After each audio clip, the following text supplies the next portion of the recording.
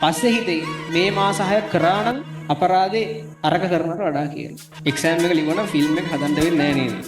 නැක ඒගොල්ලෝ නිකන් ජපානයේ සුපිරියට ඉන්නවා පළවෙනි දවසේ ගියා සල්ලි වලින් පළවෙනි දවසේ වැඩ කරපු සල්ලි වලින් BMW එකක් ගත්තා. උන් පාරවල් සුද්ධ කරනවා, ටොයිලට් සුද්ධ කරනවා. මාර සුයිසයිඩ් රේට් එකක් තියෙනවා. රස්සාව 3ක් කරන්න ඕන ජීවත් වෙන්න. ඇත්තටම ලංකාවේ මහන්සි වෙන එකෙට ගොඩ යන්න පට්ටම ලේසි. ඔයාට හිතන්න බැරි තරම් ලේසි. ලංකාව තුල මිනිස්සෙක් සාර්ථකත්වයකට පත් වෙලා හොඳ ගෙයක් හදලා හොඳ වාහනයක් අරගෙන හොඳට ජීවත් වෙනවා කියන එක පට්ටම ලේසි. පට්ටම ලේසි. ඔයාට ගන්න ඕනේ මොකද්ද වාහනේ? ඔයාට ගේමක් නැහැ. වැඩේ තියෙන්නේ කවුරුවත් ඒ චූටි එෆර්ට් එකවත් දෙන්නේ නැහැ. අවශ්‍ය වෙලාවට දෙන්නේ නැහැ. ඊට පස්සේ මොකද කරන්නේ? මුළු ජීවිත කාලයේම උදේ ඉඳන් රැ වෙනකම් මෙරි මොකක් හරි දෙයක්කට මහන්සි වෙවි ඉන්නවා. හරි. පොඩි රස්සාවක් හොයාගෙන රුපියල් 35000යි 45000ට කෑම ටික කණ එක වෙනුවෙන් මුළු ජීවිත කාලෙම මහන්සි වෙනවා. එහෙම එකක්.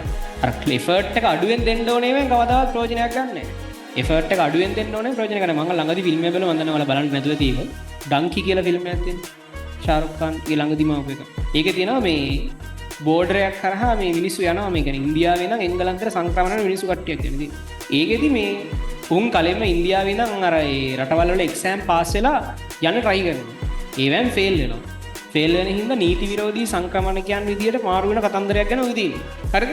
ඒක බැලුවම මට හිතුණ එක දෙයයි නීති විරෝධී සංක්‍රමණකයන් විදියට මාරු වෙන්න 25ක 30ක සෙට් එකක් ගිහින් අන්තිමට 3 දෙනෙක් තමයි පණ බේරගෙන යන්නේ. මේ ගමන තමයි ඒක තියෙන්නේ. වෙඩි වදිනවා කාන්තාර මැද්දෙන්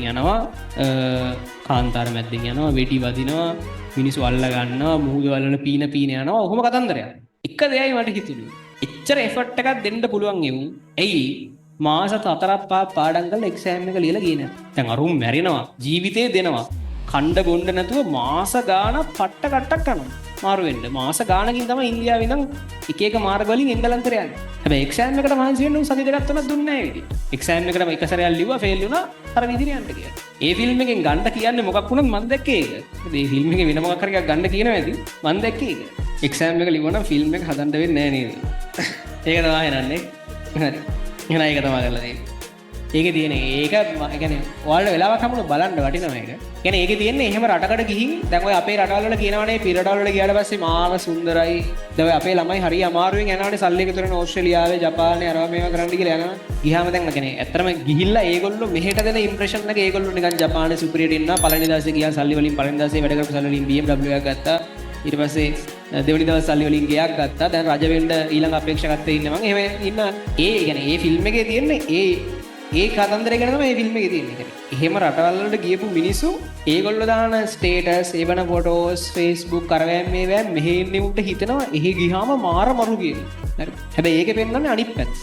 يعني උන් එහෙම ෆොටෝ එකක් දාන්න නැති වෙලාවල් වලදී මොකද කරන්නේ? උන් පාරවල් සුද්ධ කරනවා, ටොයිලට් සුද්ධ කරනවා. හරිද? ඒක අවුලක් නෑ.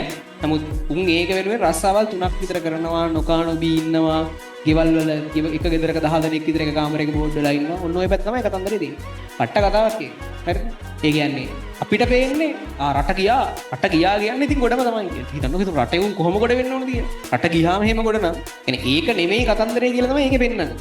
ඒක මං මීට කලින් ඔයාලට කියලා දෙනවා මොකද ඔය මම දන්න ගොඩාක් ළමයි එහෙම ගිහින් තියෙනවා ඕස්ට්‍රේලියාව එහෙම මාර සුයිසයිඩ් රේට් එකක් තියෙනවා. රස්සාවල් 3ක් කරන්න ඕනේ ජීවත් වෙන්න. වැඩේ ඇදගෙන යන්න.